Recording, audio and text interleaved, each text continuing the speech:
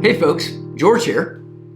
This time we're going to start a brief series on the ethics and morality of genetic enhancement or gene therapy. The first article that we're going to read in favor of the morality of gene therapy is by John Harris, entitled, "Is Gene Therapy a Form of Eugenics?" He starts by reminding us what eugenics is. Eugenics is the production of fine offspring. This has rather distasteful feelings for most of us.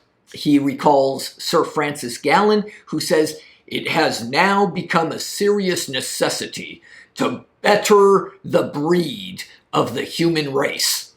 Oh, this, from a 2024 perspective, certainly does not have a good sound to the ear, does it? However, Harris admits that he does favor the ethics of gene therapy. But he wonders about the connection between gene therapy and eugenics, and even if it matters at all. There's two key questions that Harris wants to pose. Number one, is there a moral difference between repairing dysfunction, on one hand, repairing dysfunction, and improving or enhancing function, on the other hand? The second question is whether gene therapy involves something morally problematic.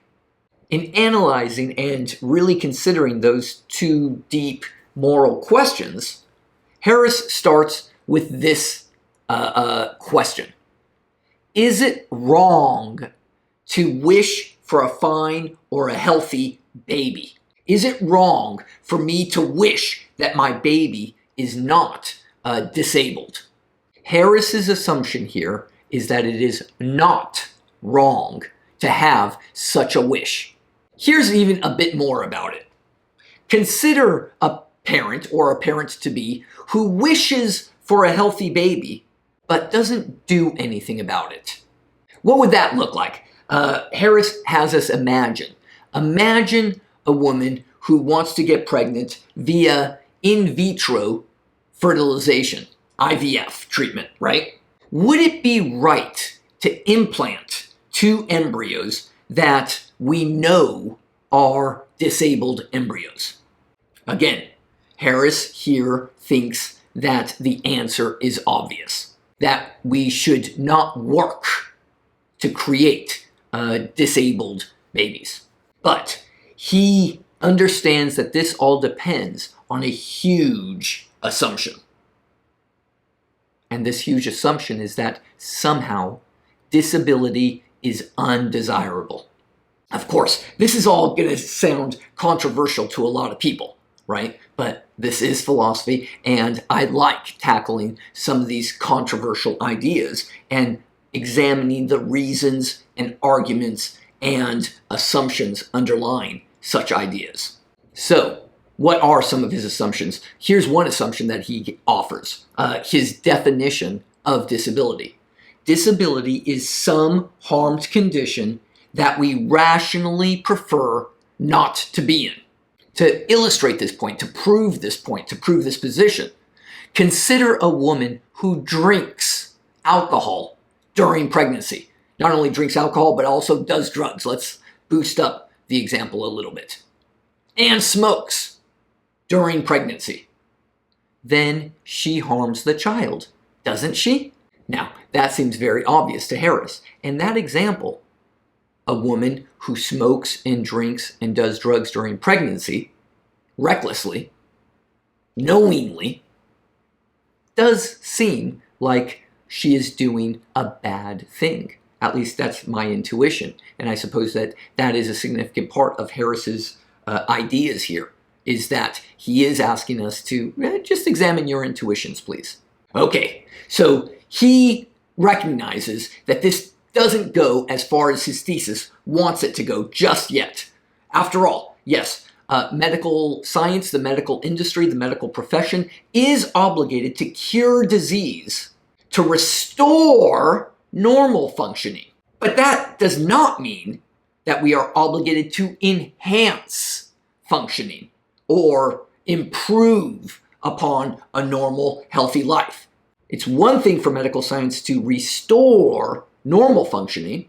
It's another thing to elevate it or enhance normal functioning beyond something and to improve it. Harris's response to this is, but what we call normal functioning depends on technology and scientific advancements. His own example is about vaccines. Clearly, vaccines enhance function. They eradicate or cure diseases that would have, in the past, normally killed people or terribly injured people, terribly harmed people. But vaccines are so ubiquitous today that today it's normal to not be killed by smallpox because of the vaccines that are part of medical technology, medical advancements, the development of medical science. To go even further, vaccines don't merely enhance function such that I am now enhanced such that I can survive things like smallpox and measles and mumps and rubella. I think those are the big ones to get here in New York. But even more, we all believe that those vaccines are mandatory, right? You cannot attend any school in New York City, for example, where I live, without getting these vaccines, which enhance your function against measles, mumps, and rubella. To bring this point home, he suggests if we can easily cure a disability, then it is harm if we do not cure that disability. Firstly, this doesn't define a disability as any form of normalcy. Secondly, this doesn't depend upon how the subject feels. After all, we give such vaccines to enhance their survivability, their normal survivability against certain diseases, to infants who do not consent to any of this. Now, this does ruffle a lot of feathers, especially in 2024. There are a lot of disability advocates who suggest that all of this is, and all of what Harris is saying and suggesting, is somehow discriminating against those people with disabilities. They say things like, talking like this devalues and dehumanizes those people with disabilities. Harris says, whoa, I'm not saying any of that at all. He's not dehumanizing anybody. He's not devaluing anybody. After all persons share the same moral status, regardless of ability or capabilities. Now, let's go back to the title of his paper, where we find that spooky word, eugenics. Some people will say, wait, doesn't this all sound like eugenics? Right? That some people want to create a better breed of human being? Harris says, let's back up and try to understand why do we feel like eugenics is wrong. The wrong of eugenics is when they claim that those with disabilities should not reproduce or are somehow less morally important. Harris has already denied that claim. He recognizes that people with disabilities have all of the same moral rights and moral considerations and moral interests as anyone else. It's those terrible eugenics proponents who say that those people dislike or devalue or dehumanize those with disabilities. Harris is not suggesting that. Eugenics, the wrong of eugenics is because it does dehumanize and devalue and try to take rights away or to try to take interests and exploit the interests and not serve the interests of those people with disabilities. However, gene therapy allows people to reproduce and avoid certain disabilities. Like any other treatment, failing to use it causes harm. Just like any other treatment, failing to use it, especially when it's especially easy, causes harm. Just like vaccines. Just like vaccines, right? If you do not vaccinate your children, you are causing your children harm. Another question that Harris asks is enhancing function the same as curing dysfunction?